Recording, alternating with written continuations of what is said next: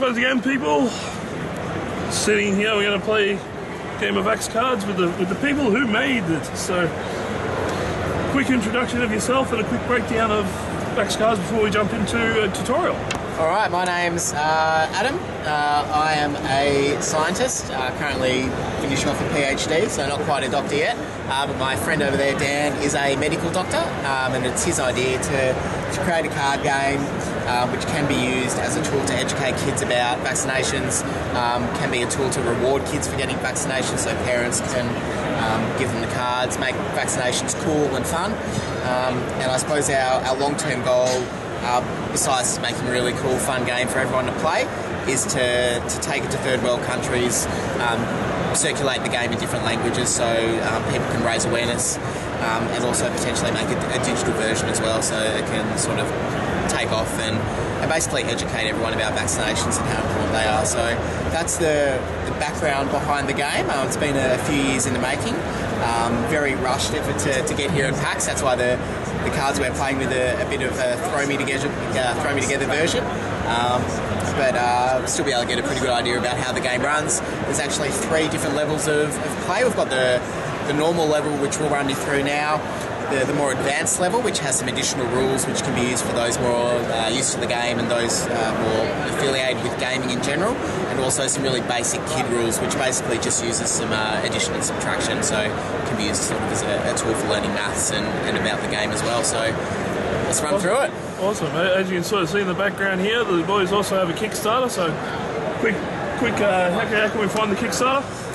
So website, vaxcards.com, Twitter, @Vaxcards, and they'll have links to the Kickstarter. Launched today, so we've got another 35 days to go. You can get just 1 or 2 decks to play with yourself and your family, or you can get them on larger scales, so if you're a teacher or something like that, you can take them into your classroom. Awesome. So now we shall readjust the camera so we're looking at the cards, and we'll go into a tutorial on how to play Vaxcards. Alright, so these cards are basically all the decks, so we've got some stretch goals where more decks will be released, but all those cards are actually involved in here, so the guys at PAX can get a bit of a playthrough. So first thing you'll need to do is just take the purple card at the top off. That's your resistance tracker. So then just take the next card off the top, and that's how you track your score during the game. So start at 18, and then as you get resistance and so deal damage. The idea is sort of like golf, going backwards. The lower the score, the better it is. No, you want to get your opponent down to 0. So you want to infect your opponent. Yep. So shuffle the cards, deal yourself 5 off the top. 1, 2. The rest on the side. Right, so basically each turn you can do one of 3 things. You can attack your opponent with a number in the circle. So for this disease here, you give them a fever burn.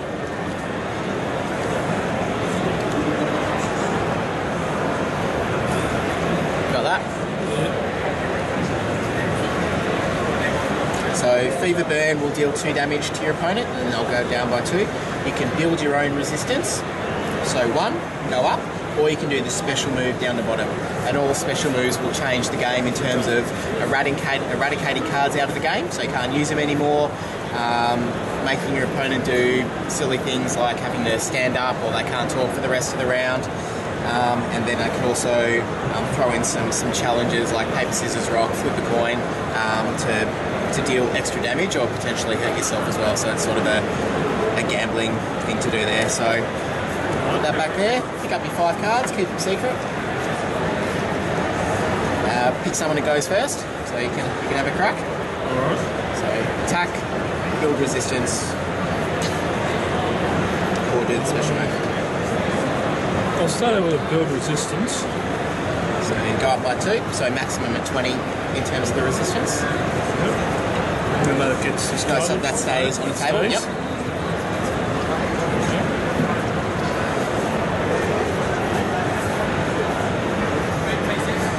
So I'm going to undo your last move. Okay. So basically it goes back to where you were. Fair enough.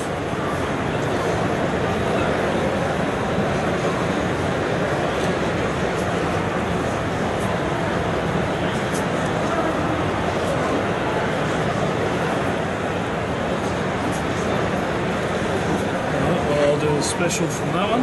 Which is? Lines, randomly choose 2 cards from your opponent's hands to eradicate. The opponent places them from top of deck. So, that one, So they're out of the game. And they were good ones as well, saving them. Alright.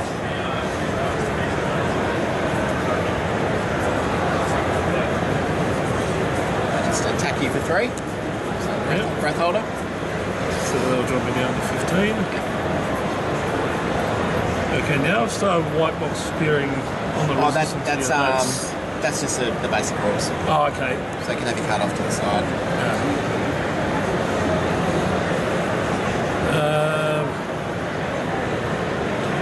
I'll go the same back at you, attack for 3. Now, once these cards are out, are they done with, or they? So they're shuffled back into the deck, Okay. and then you redeal 5. The eradicated cards are gone, so they're gone for the game. Okay. So once this builds up to 5, Yep. So once your hand's empty. redo. Yep. So I made eradicate all the cards from your table. So those 3 gone. That's sort of a bit annoying. Go for 2. Attack for 2.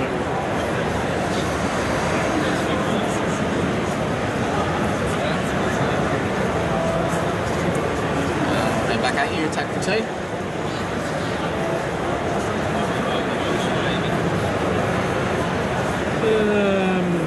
I'll build resistance for 1. Go up 1. And I'll hit you down for 2 again. So those ones shuffle back in. Yep. Eradicated ones stay out. And that's basically the crux of the game. Once your 5 cards are done, shuffle in, deal again. Keep going until someone's down to 0, or in the unlikely event that someone doesn't have any cards left in their hand because they're all eradicated. Which might be more possible when you're starting with just a basic deck. But once you put all the expansions in, it's going to be a lot harder to start with more cards. Right, so I'm up first.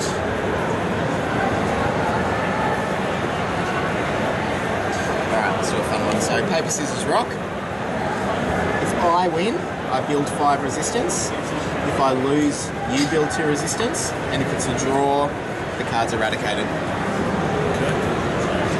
Paper, scissors. Oh, It's really easy, 1, 2, 3, but yeah. Paper, scissors, rock.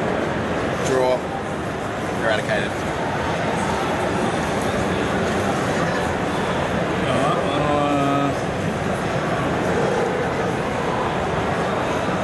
I'm going to play the special off that, which is build triple resistance next turn.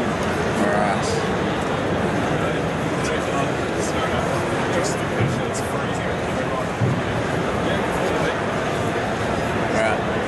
Block that and use my special move. So I get to choose whether your opponent attacks, builds resistance, or uses a special move. So I'm going to make you attack next turn.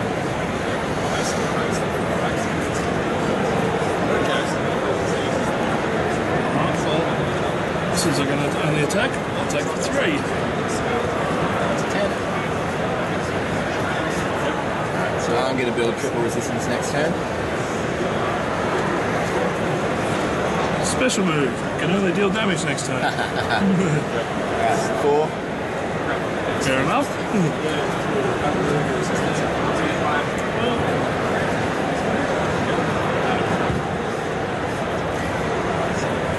Special move. Eradicate all cards off of your target's table. Done. Let's attack you for 2. And build resistance for 4. Back in.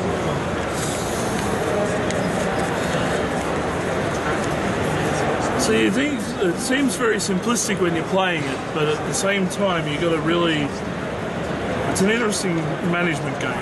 Yeah, so we didn't want to make it too complicated because, you know, it is sort of aimed for families, I suppose. So something that the kids can take on board. but the adults can't necessarily crush them if they understand how to play the cards in a certain order. But yeah, you have to think about what you're going to do, but the nature of some of the cards is your opponent can screw you over at the same time. So it's your turn. Really nice in this strategy.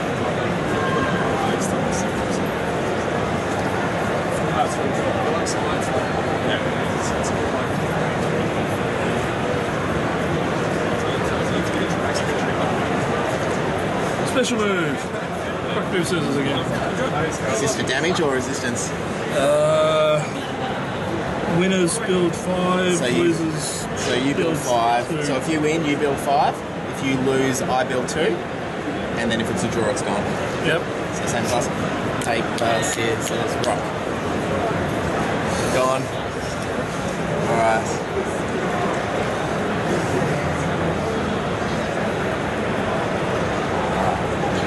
Opponent shuffles their hand and must play cards in that order. They can still dictate what type of move that they do. So just shuffle those ones. So shuffle them back. No, just shuffle those 4 in your hand, and you have to play them in that order, but you can still choose what you do. So you can choose whether you attack, build resistance, or special move.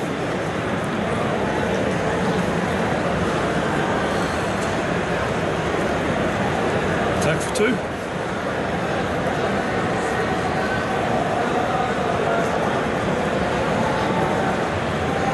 Attack for 4.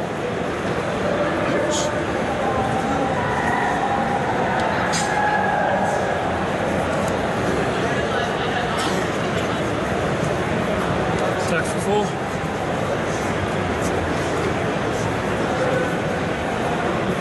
Alright, I'm going to go for the win.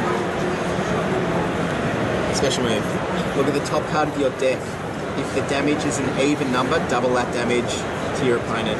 If odd, I take the damage myself. 8. Ouch. That's game. Game over. That's it. So that's Vaxcards in a nutshell. Only should take 5 to 15 minutes. So it's a nice little filler game. You can play it, while you're waiting for coffee at a coffee shop or cooking dinner. Your kids need something to do or something like that. As well as being fun, all the cards, the images on the cards are reflective of the symptoms of the disease. So, for example, typhoid there. You've got the fever and the red spotty rash. So that's one of the things I really like about the game. The artwork's pretty cool. It's kind of gross, but a little bit of fun as well. And all the cards do actually, like I said, reflect the symptoms of the disease. So that's pretty much Vaxcards. If you've got any questions, happy to answer them on. No, it's pretty simplistic, but at the same time, a good little management game with multiple, I suppose, resistance, considering you got to manage your resistance and got to attack the other player, and then you got the special moves. It's also nice and informative. I reckon the kids will go for it. Yep, it's a little fun game. That's ticked up again since we've been sitting here. Nice, Less than $100. Hit our 8%, so that's good. Only 92 to go, but So what are you looking for in a total there? so 10 grand is our funding number, and I suppose the more we go over that, the more we can sort of put towards our ultimate goal of translating, circulating, that sort of thing. We think 10 grand's a good start to get the game out there, and then who knows where we're going to go from there. All right, Noel, thank you very much. Thanks for your time. Yep, so I'm going to keep going. There's more stuff to do, more stuff to see. Vaxcards. Yep. Links in description below.